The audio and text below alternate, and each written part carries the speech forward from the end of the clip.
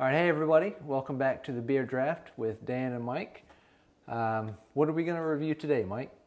Well, today we've got a beer, we actually have two beers from Left Hand Brewing, and this is their Hard Wired Nitro, and this is from their Nitro series. All right. And what is interesting about this beer is your typical beer or soda, it's carbonated with CO2, carbonation. This, on the other hand, relies on nitrogen rather than CO2. Hence the Nitro name. Yes, and it makes for a very interesting pouring experience. So I want you to go ahead and crack this open and start pouring it, because this is a lot of fun to pour. So I'm going to walk you through the pouring steps here. Now, since it's using nitrogen, it's not as volatile as your CO2 is. Okay. So go ahead and just dump that beer. Turn it straight up, vertical. There you go. Just pour it straight in there. Wow.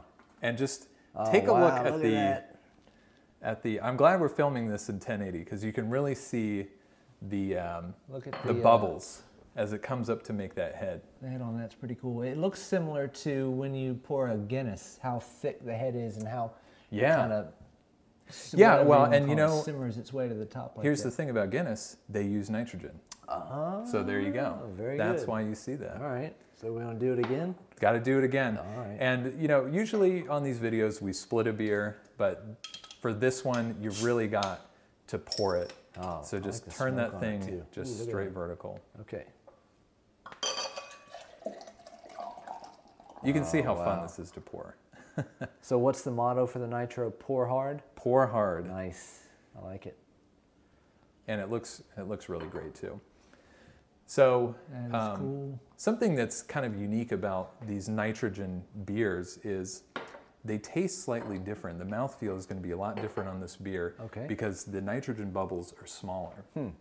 And so when we're drinking a normal beer or a soda, the bubble sensation you feel on your tongue, that carbonation, that's actually the taste of CO2 that makes that sensation. So you're going to see when we drink this beer, the mouthfeel is very smooth, like very velvety. That's exactly like a Guinness then. Yeah, exactly. So let's go ahead and get in there. All right. And pitch black, my favorite color of beer right there. Yeah, I mean, you cannot see through that at all. Got a nice, almost 2 fingers worth of head that's staying there nicely. Yeah, and you can see the bubbles on that are much, much smaller than you would see on your normal beer when you're looking at it from the side there. Oh, it's beautiful. So let's go ahead and take a smell of that. Now, it's a coffee porter, so you should get some coffee scents in there. They also talk about maybe some cacao, blueberry. That may come through more in the taste of the beer. So let's go ahead and give it a sip. Just very smooth. Oh yeah, super smooth. It's like drinking milk. Almost, yeah. It's got a good feel to it. It's kind of thick, but not too thick. Super smooth.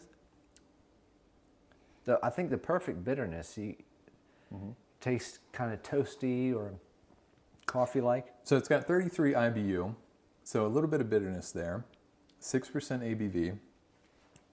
Yeah, we should be getting that toffee, caramelized sugar.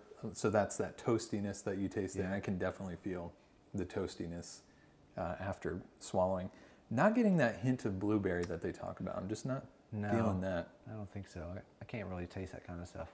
Like some of these beer reviews, when they talk about like a raisin type of aftertaste or fig, or blueberry, I think your palate has to be really refined to kind of identify that sort of thing. I don't think I'm at that level yet, but it's really good. I like it.